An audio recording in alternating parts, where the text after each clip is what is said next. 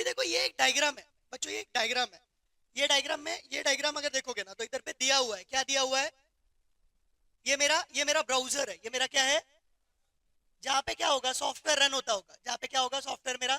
जैसे हम लोग ने जो एग्जाम्पल दिया था कल के दिन लास्ट लेक्चर में, वो क्या एग्जाम्पल दिया था? facebook.com का।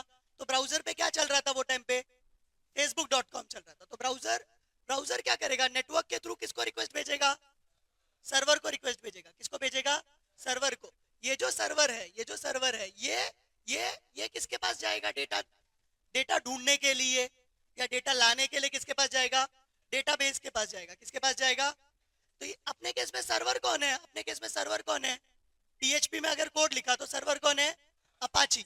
तो जब भी मैं रिक्वेस्ट भेजता हूँ वो किसके पास जाएगा? अपाची के पास। अपाची किसके पास भेजेगा वो रिक्वेस्ट?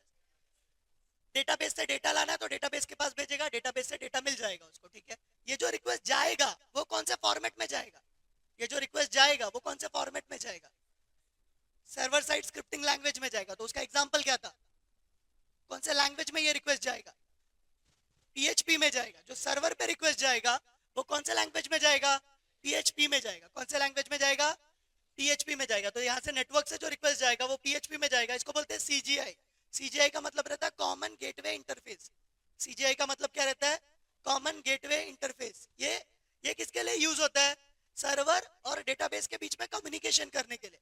CGI किसके लिए यूज होता है? सर्वर और डेटाबेस के बीच में कम्युनिकेशन करने के लिए। इसको क्या बोलते हैं? CGI। CGI का फुल फॉर्म क्या है? Common gateway interface. क्या फुल फॉर्म है? Common gateway interface. Common gateway interface.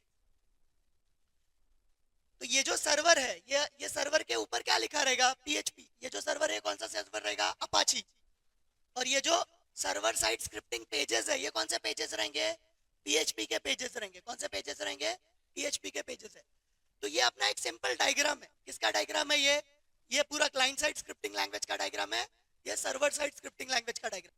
Client side scripting language और सर्वर साइड स्क्रिप्टिंग लैंग्वेज के बीच में कंपैरिजन है। जो सर्वर साइड स्क्रिप्टिंग लैंग्वेज है वो कहाँ पे काम करता है? सर्वर साइड स्क्रिप्टिंग लैंग्वेज कहाँ पे काम करता है? अभी सर्वर साइड स्क्रिप्टिंग लैंग्वेज जो है वो कहाँ पे काम करता है बच्चों? कहाँ पे काम करता है? बैकएंड में। कहाँ पे काम करता है? बैकएंड में। जो क्लाइंट साइड स्क्रिप्टिंग लैंग्वेज है वो कहाँ पे काम करता है? फ्रंट एंड पे काम करता है। फ्रंट और एंड दोनों साथ में रहना चाहिए। फ्रंट एंड अलग लिखा है, फ्रंट एंड दोनों साथ में रहेगा, बैक एंड भी, दोनों वर्ड एक ही वर्ड है। और ये जो सर्वर साइड स्क्रिप्टिंग लैंग्वेज है ये सर्वर पे काम करेगा। क्लाइंट साइड स्क्रिप्टिंग लैंग्वेज कहाँ पे काम करेगा? क्लाइंट मशीन पे। क्लाइंट मशीन पे। अभी इसके लिए क्या रिक्वायर है? सर्वर का इंटरेक्शन रिक्वायर्ड है। किसके लिए रिक्वायर्ड है सर्वर का interaction? Server side scripting language के लिए। यहाँ पे इंटरेक्शन रिक्वायर्ड है क्या?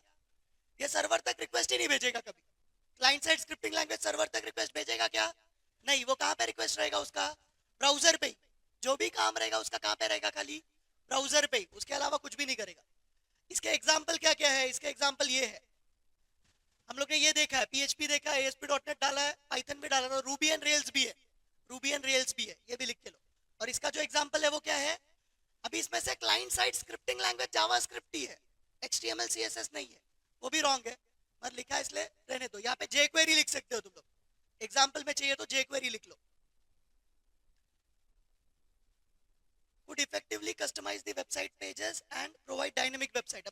अभी सर्वर साइड स्क्रिप्टिंग लैंग्वेज का फायदा क्या रहता है? जो भी डेटा डेटाबेस में है वो लाके दिखाना, यहाँ से फॉर्म का डेटा लेके जाके उधर पे डालना, ये सब किसका काम है? सर्वर साइड स्क्रिप्टिंग लैंग्वेज का काम है। तो तुम्हारे वेबसाइट को वो डायनेमिक बनाता है, डायनेमिक बनाता है। और ये बेसिकली क्या करता है? ये तुम्हारे सर्वर का काम कम करता है, फॉर्म वैलिडेशन पहले ही करके।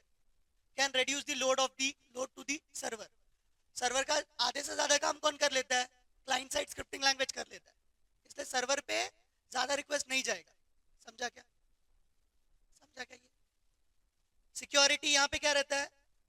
ये सिक्योर रहता है, ये इनसिक्योर है। क्यों ये इनसिक्योर है? वो ब्राउजर पे चल रहा है तो एक्सेस भी किसके पास है? यूजर के पास, तुम्हारे पास है। तो वहां पे इसलिए कुछ चीजें सर्वर पे ही होना जरूरी है। इसलिए कुछ चीजें सर्वर पे ही होना जरूरी है। कुछ वैलिडेशन कहाँ पे होना चाहिए? सर्वर पे ही होना चाहिए। जैसे यूजर आईडी पासवर्ड कहाँ पे वैलिडेट होना चाहिए? सर्वर पे ही होना चाहिए। क्लाइंट पे हो गया तो पूरा डेटा आ जाएगा। समझ में आया क्या?